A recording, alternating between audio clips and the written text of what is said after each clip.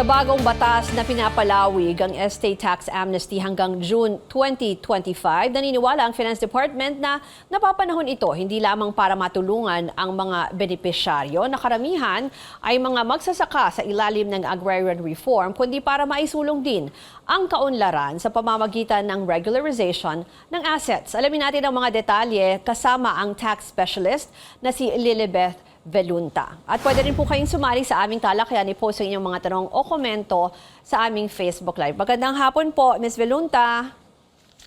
Magandang hapon po, Ms. Ruth. Una muna, ano po ba ang estate tax at ano itong batas na nagpapalawig ng amnesty para dito sa ganitong klase ng buwis?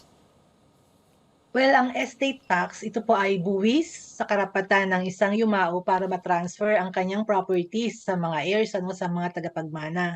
At ito pong amnesty ay in-offer ng government para doon sa mga heirs o mga tagapagmana na hindi nakapag-file ng kanilang estate tax return on time, which is dapat ay 6 months after ng death kung ito ay namatay 2017 at pababa, or 1 year kung ito ay namatay 2017 and pataas. So ito po ay pardon o pagpapatawad sa kanila dahil hindi sila nag-file on time.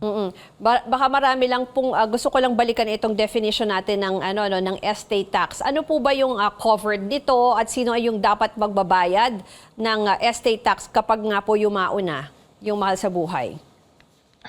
Ang covered ditong estate tax ay basta namatay na ang may-ari, at siya ay may mga properties na dapat i-transfer sa kanyang mga tagapagmana.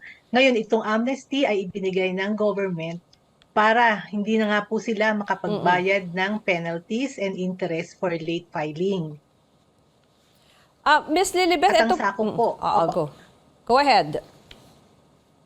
At ang sakop po ng amnesty na to ay yung mga namatay ngayon ng May 31, 2022 and pababa. So, pinalawig po siya. Dati po kasi dapat yung mga namatay December 31, 2017. Pero ngayon sa bagong extension ng amnesty, covered na po ang May 22, May 31, 2022. Pero po, ito po kasi nga nagkaroon ng bagong batas, kasi yung dati, yung hanggang June 14, 2023 lang, so natapos na yung amnesty. So ito po, dun sa bagong batas, hanggang kailan naman po ulit yung amnesty? Okay. Dito po sa bagong batas, which is RA 11956, ang amnesty for estate tax ay pina-extend po hanggang June 14, 2025. Bago po natin pag-usapan yung proseso nung pag-file na nitong amnesty, gusto ko lang po malaman, ano po ba to? Annual payment, one-time payment, paano po ba to ibinabayaran? Tsaka kung hindi ka makabayad, anong pwedeng mangyari po? Okay, ang estate tax ay one-time payment lang. Pero dito sa kanilang offer na amnesty, pwede ka nang magbayad in installment, pero within 2 years dapat po ay mabayaran niyo po siya. Opo. And then ano po ba pag hindi nakabayad, hahabulin po ba kayo? Pwede ba makulong or magfa-file lang po ba ito ng penalties? Opo, pag hindi po siya nakabayad, ay syempre po, pag nag-file na po sila, kukumpyuta na po sila ng mga penalties and interest, at pwede pong makuha din ang property pag hindi po nakabayad yung mga tagapagmana. Hanggang gaano katagal po yung proseso na, katulad ganito, may amnesty, so ilang taon pinapayagan or nagpapatong-patong lang talaga yung penalties hanggang sa hindi makabayad, or pwede nang, kailan po makukuha rin yung property mo? Kung ilang taon na ba, inabot na ba ng dekada, ganun po?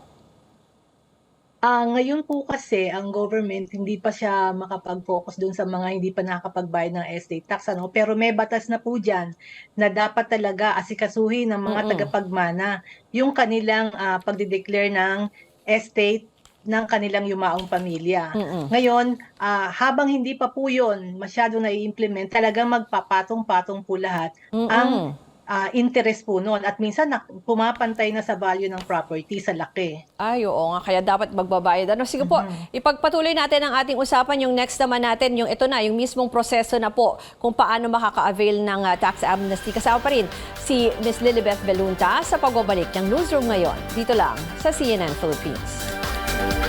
Balikan natin ang ating serbisyo ngayon kasama ang tax specialist na si Lilibeth Velunta. Pinag-uusapan natin itong bagong batas nga na nag-extend nung estate tax amnesty mula June 2023 hanggang ngayong June 2025.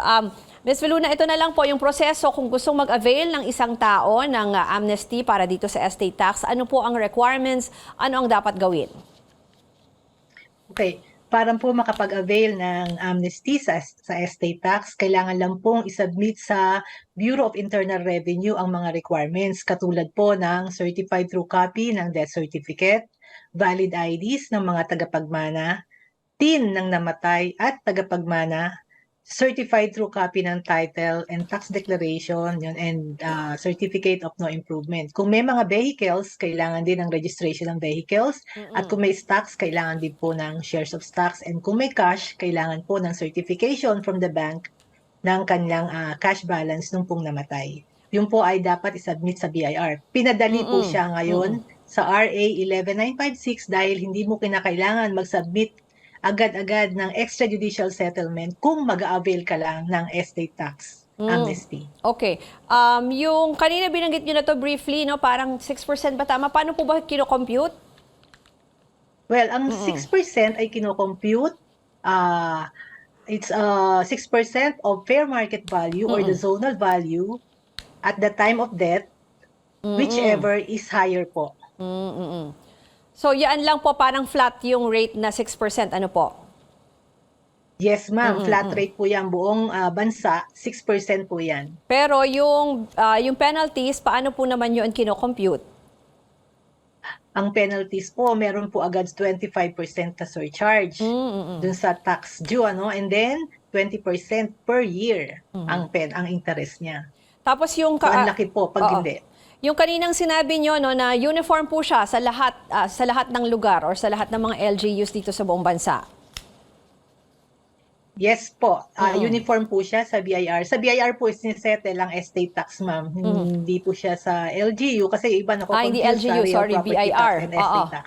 Kasi nga minsan sila yung nagde-declare nung yung mga values ng mga properties. Also yung isa pang question ko kasi nakita ko nga po na more than almost 1 million yung pwedeng mag-benefit dito at marami po pala ay mga beneficiaries ng agrarian reform. Paano naman po yan mag-a-apply sa mga magsasaka? Siyempre po kung ang kanilang lupa ay matagal ng inano sa kanila ng government o kaya naiwan nila yung property nila, no? Yung mga tagapagmana nila, di siyempre hindi naman po sila kumikita ng malaki, no? So malaking tulong, malaki Yes, ang that's matitipid nila ng mga tagapagmana doon sa pagpapalipat ng property sa kanila. Hindi na sila magbabayad ng penalties and interest dito sa amnesty. Yung nabasa ko kasi parang naging consideration din pala ito, ma'am, kasi nga syempre nagkaroon ng pandemya, so parang yung iba talagang yes. Maraming tinamaan din yung kanilang mga ari-arian at itong especially the farmers. Yung isa pong binanggit natin kanina kasi syempre alam naman natin na aside from paraan din to para magkaroon ng pondo ang gobyerno, parang nagkakaroon din daw ng effect na parang regularization of assets. Ano po ba ibig sabihin yan? Siyempre po, pag ganyang nag-offer sila ng amnesty, so maano ng mga tao na mag-file, so papasok ngayon ang pera sa gobyerno. So madadagdagan ang pondo ng gobyerno para dahil dun sa mga mag-a-avail ng amnesty. Kaya po nila ginawa din yan. Okay. Ma'am, yung kanina binabanggit natin na posibleng may mga fines and penalties, pero pwede rin niyang makuha yung inyong ari-arian.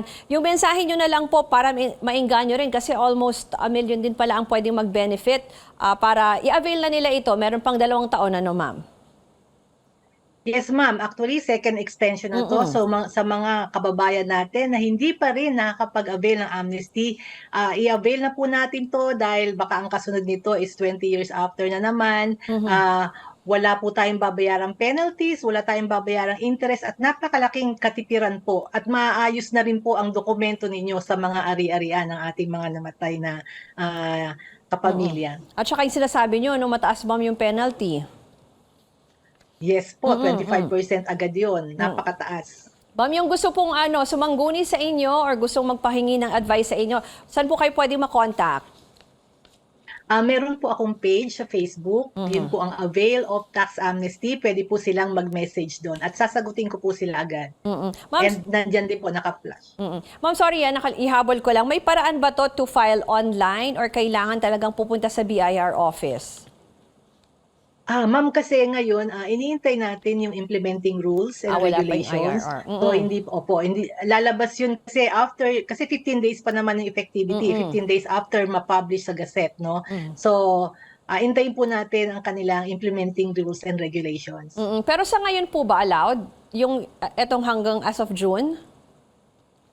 Sa ngayon po talagang pumupunta po sa Okay, in BIR person pa sa 'pag ngayon, ano? mag-a-avail, opo. Okay.